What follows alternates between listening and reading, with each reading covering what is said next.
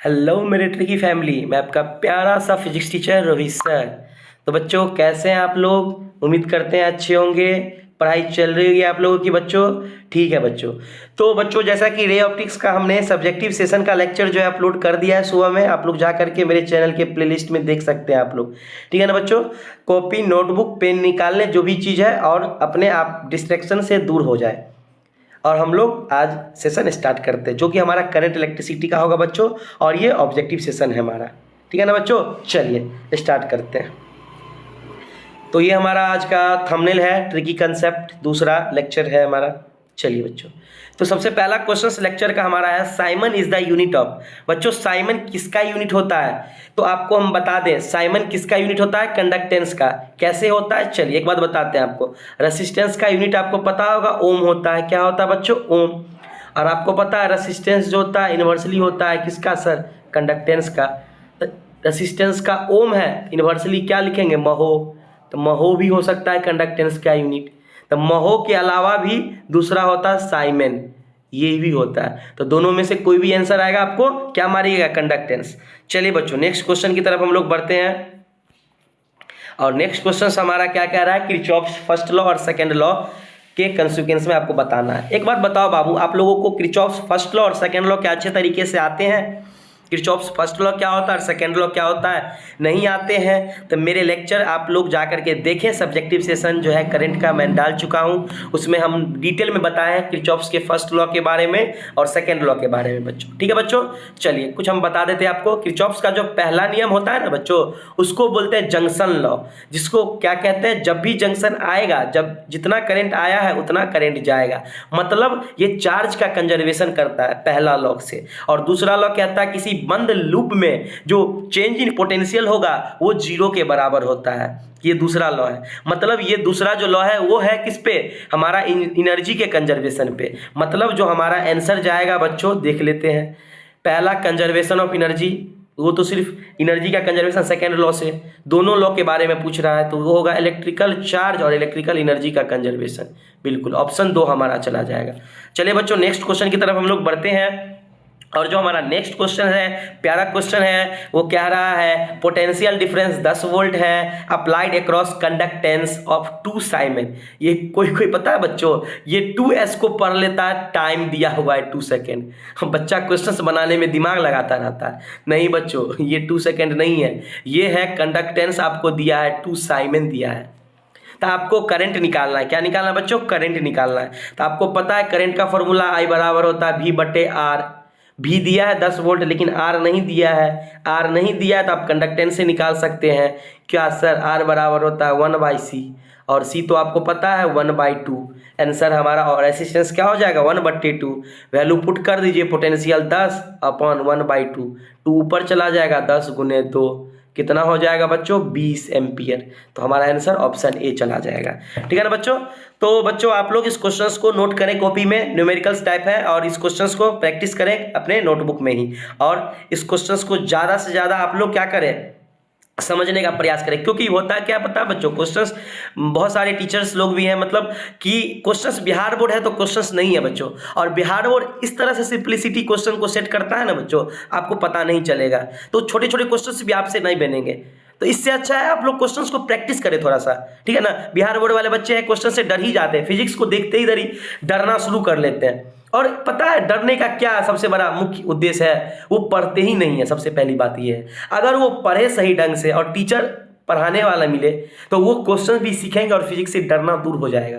तो डरना नहीं है बच्चों। इसीलिए मैं आप लोगों के लिए एक बैच ला रहा हूं, जो कि होगा नीट और जेई के बेसिस बैच होगा हमारा। वो होगा आप लोग का बोर्ड का एग्जाम जब खत्म हो जाएगा ना बच्चों, तब मैं वो बैच आप लोगों के लिए लॉन्च करूंगा। ये नहीं कह रहा हूं कि मैं बहुत अच्छा पढ़ाऊंगा, या मैं बस इतना जानता हूं कि मैं अपने सीखने के उद्देश्य से आपको पढ़ाऊंगा। मैं जो चीज गलती किया था, मैं जो चीज पढ़ने वक्त जब मैं क्लास 12 आप लोग के एज पे था, तो मुझे जो चीज नहीं समझ आ रहा था वो मैं समझाने का प्रयास करूंगा। बस मैं इतना जानता हूं। मैं ये नहीं जानता हूं कि मैं सबसे अच्छा टीचर हूं, मैं ये नहीं जानता हूं कि मैं सबसे खराब टीचर हूं। बस मैं ये जानता हूं कि मैं सीखने के पद्धति से आऊंगा वहाँ उस लेक्चर में। ठीक है ना बच्चों? चलिए, और सीखने के पद्धति से जो आते हैं वो सिखा करके जाते हैं बच्चों, याद रखना। कोई भी ऐसा सीख करके नहीं आता है ऊपर से, सबको सीखना पड़ता है यहीं पे।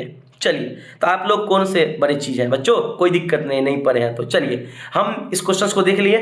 चलिए नेक्स्ट क्वेश्चन की तरफ हम लोग बढ़ते हैं। और हमारा जो नेक्स्ट क्वेश्चन है बच्चों वो है Ohm's law is valid when temperature of conductor is. Ohm's law कब वैलिड होगा बच्चों, एक चीज़ पता है आपको, इससे पहले ना मैं एक लेक्चर शूट किया था, लेकिन क्या हुआ पता है, गलती से हमने डिलीट कर दिया उसको। बहुत मेहनत लगता है बच्चों लेक्चर को शूट करने में, और एक लेक्चर अगर 20 मिनट का हो ना, 20 मिनट का वो लेक्चर था, 20 मिनट का हो ना, मतलब उसको शूट करो, एडिट करो और अपलोड करो, कितना देर लगता है पता है बच्चों, 2 से ढाई घंटा।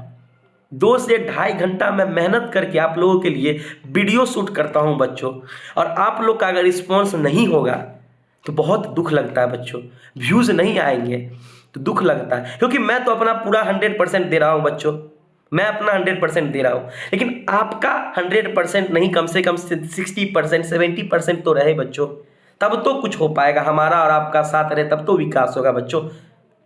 आपको अगर समझ में आ रहा है ना बच्चों, आपको अगर इस क्वेश्चन को समझ कर बनाना ना बच्चों, तो एक लाइक और शेयर जरूर करें बच्चों वीडियो को, ठीक है ना, शेयर जरूर करें बच्चों। ये नहीं कि हम सीख लिए तो बगल वाले को शेयर नहीं करेंगे, इससे बच्चों लॉस आखिरकार हमारा भी होगा, और हमारा लॉस होगा तो बच्चों आपका भी लॉस होगा। डायरेक्टली हम दोनों डायरेक्टली हैं, क्योंकि ना हम लेक्चर अपलोड करेंगे ना आपके पास पहुंचेगा। अगर हम नहीं लेक्चर अपलोड करेंगे आपका भी लॉस होगा बच्चों, तो थोड़ा सा सपोर्ट करें बच्चों, ठीक है ना।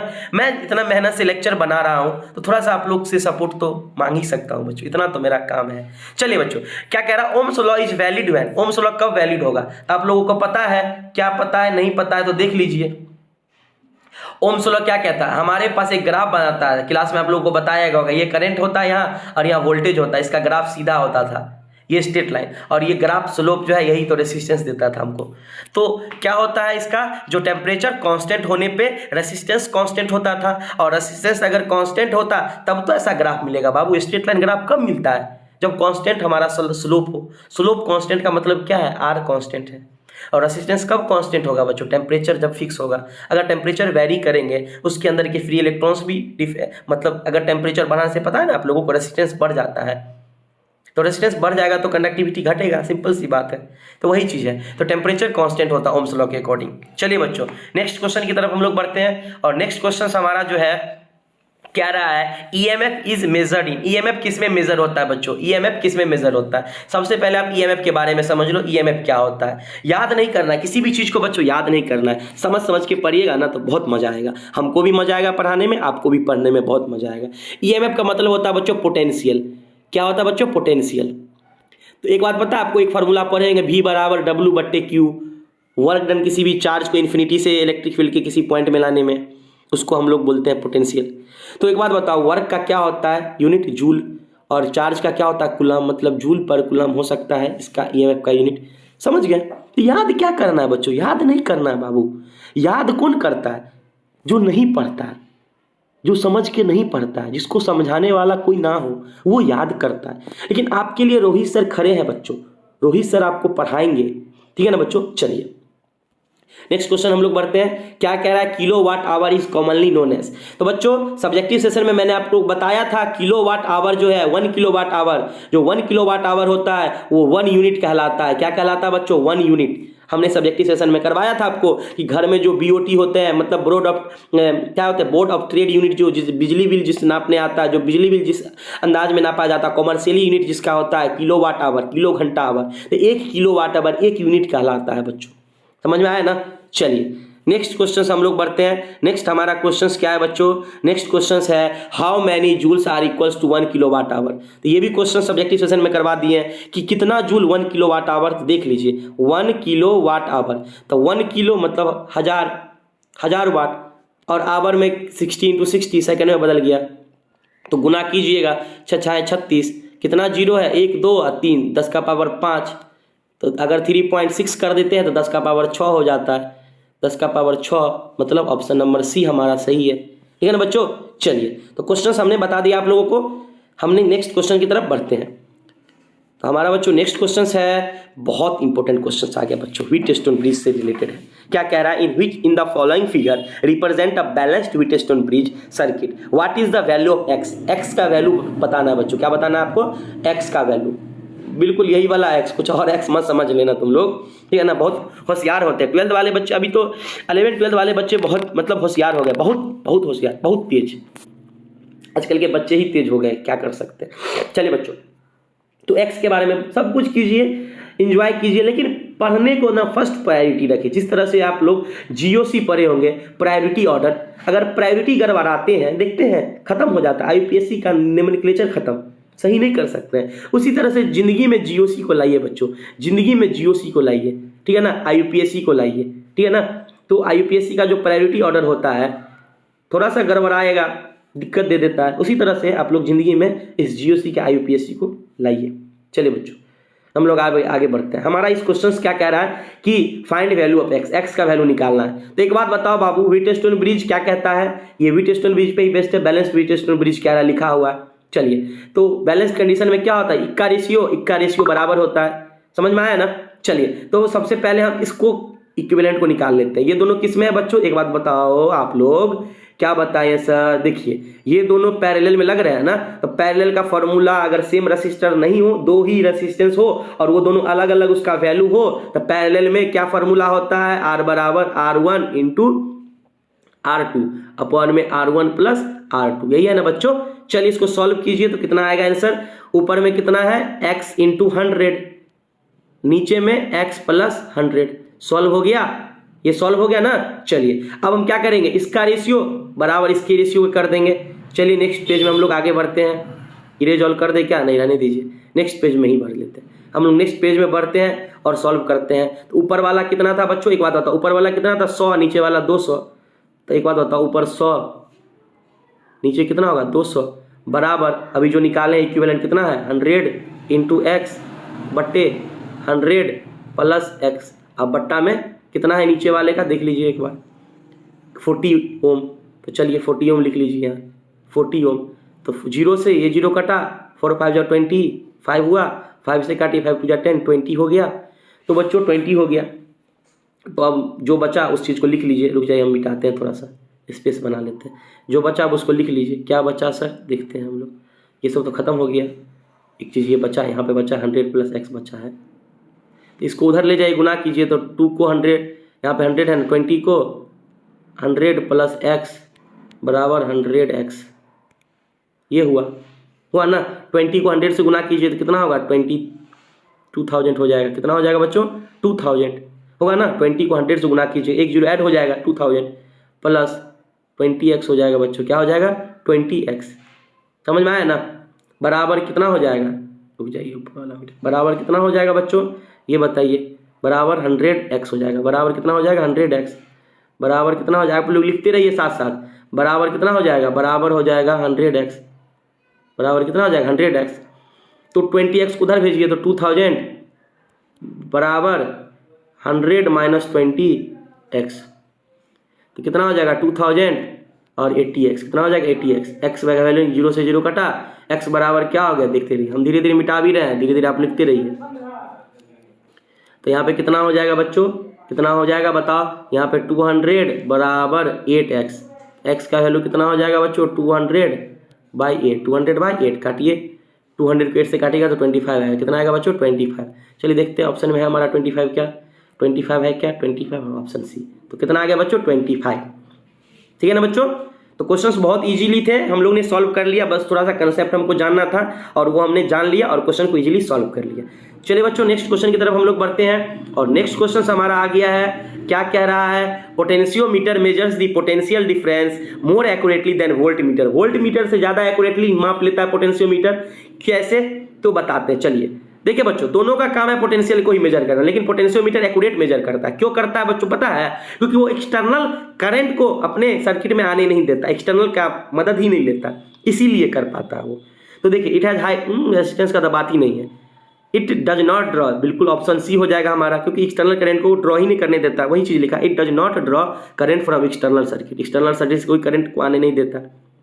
चलिए बच्चों नेक्स्ट क्वेश्चन की तरफ हम लोग बढ़ते हैं और नेक्स्ट क्वेश्चन हमारा है the sequence of colour band. हाँ, कलर कोडिंग का क्वेश्चन है बच्चों। किसका क्वेश्चन है? कलर कोडिंग का क्वेश्चन है। बहुत प्यारा क्वेश्चन है। आप लोगों को कलर कोडिंग अगर आता होगा तो बहुत अच्छी बात है, और नहीं आ रहा है, आप लोग क्लास में नहीं सीख पाए हैं बच्चों, तो रोहित सर के इजी फिजिक्स क्लास में आप लोग जरूर सीख लेंगे। चलिए हम आपको बताते हैं। हम लोग क्लास में अगर इस क्वेश्चन को डील करते हैं ना बच्चों, तो हर बच्चे के टिप्स पे याद करवाते हैं इस क्वेश्चन को। तो आज हम आपको सिखा देंगे। अगर आप सीख गए, वीडियो को लाइक जरूर कीजिएगा बच्चों। ये मेरा वादा है कि आपको मैं सिखा करके यहां से भेजूंगा इस क्वेश्चंस को। चलिए इसको सीखते हैं हम लोग। तो इससे पहले हम आगे नेक्स्ट पेज में चलते हैं। देखिए बच्चों, सबसे पहले क्या होता है ना, रेसिस्टर्स होते हैं। तो ये कार्बन रेसिस्टर्स कहला जाता है। इसमें क्या होता है ना, 4 पट्टी होता है, 4 बैंड होते हैं। तो एक बैंड ये हो गया, एक बैंड ये, एक बैंड ये, 4 बैंड होते हैं इसमें। पहले बैंड में डिजिट को लिखा जाता है, दूसरे बैंड में भी डिजिट को, लेकिन तीसरे बैंड में मल्टीप्लायर को। सर ये क्या हुआ? अगर मल्टीप्लाई करके कुछ 10 के पावर में 1 2 3 4 ऐसा लिखा रहे ना, इसको मल्टीप्लायर बोलते हैं। 10 के पावर में कुछ भी रहे उसको मल्टीप्लायर बोलते हैं। और चौथा हमारा टॉलरेंस को बताता है, क्षमता, सहनशीलता। तो टॉलरेंस में सिर्फ 3 ही कलर हम लोगों को देखने मिलता है। एक होता है गोल्ड, एक होता है सिल्वर, और एक होता है नो कलर। एक होता है नो कलर। 3 ही जो हमारा है ये टॉलरेंस शो करता है। मतलब जो हमारे हमको पढ़ना है, जिससे हमको क्वेश्चंस आते हैं, 3 ही को टॉलरेंस को हमको पता करना है भी। ठीक है ना बच्चों? चलिए 3 ही आपको याद भी करना है। ठीक है ना? चलिए तो हम लोगों ने देख लिया कि हमारे कार्बन रेसिस्टर में 4 हमारे बैंड्स होते हैं। आगे बढ़ते हैं हम लोग। चलिए बच्चों देखिए, ये जो बैंड्स हैं इसमें अलग अलग कलर हो सकते हैं। अलग अलग कलर, इसको बैंड कलर बोलते हैं। क्या बोलते हैं? Band colour. तो इस कलर को सर याद किया करें, मतलब 10 कलर आपको याद रखना है, और 3 टॉलरेंस के लिए, सिल्वर, गोल्ड और नो कलर। 3 टॉलरेंस के लिए 3 टॉलरेंस आपको याद रखना है। तो बच्चों इस कलर को याद कैसे रहे? तो रोहित सर की क्लास में है, बिल्कुल याद होगा। देखिए ट्रिक होता है एक कलर को याद करने का। बी वाई ऑफ ग्रेट गोट लिखा गया। क्या करें बच्चों, थोड़ा सा प्रॉब्लम है। ग्रेट, एक मिनट, ऑफ ग्रेट ब्रिटेन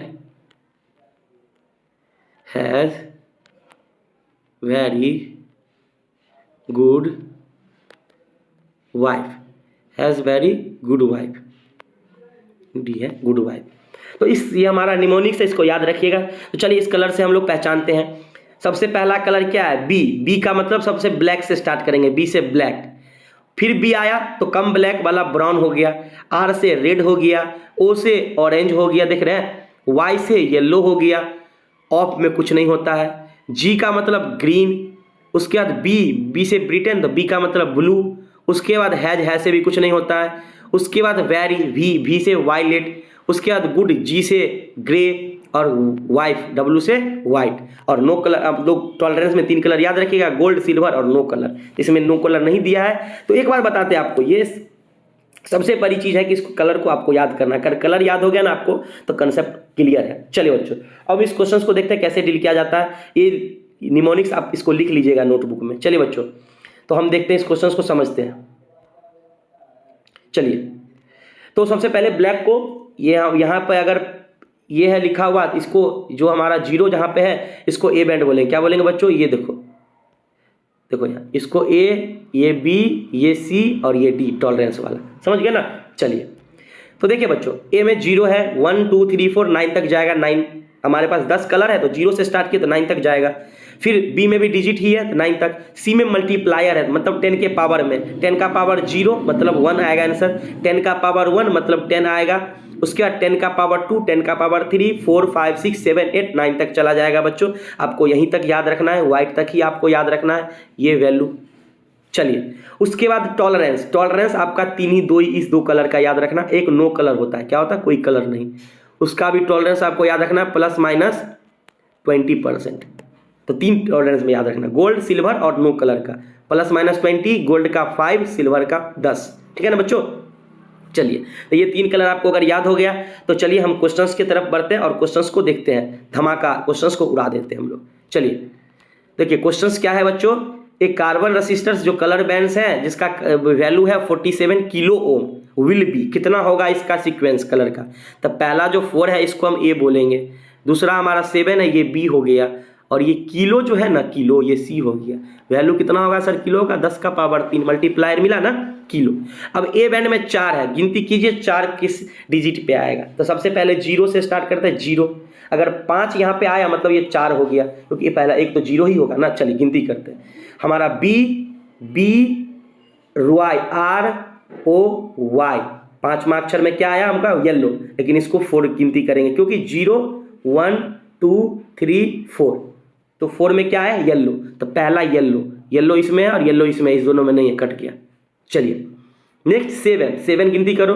देखो B Y R O Y, Y clear ना।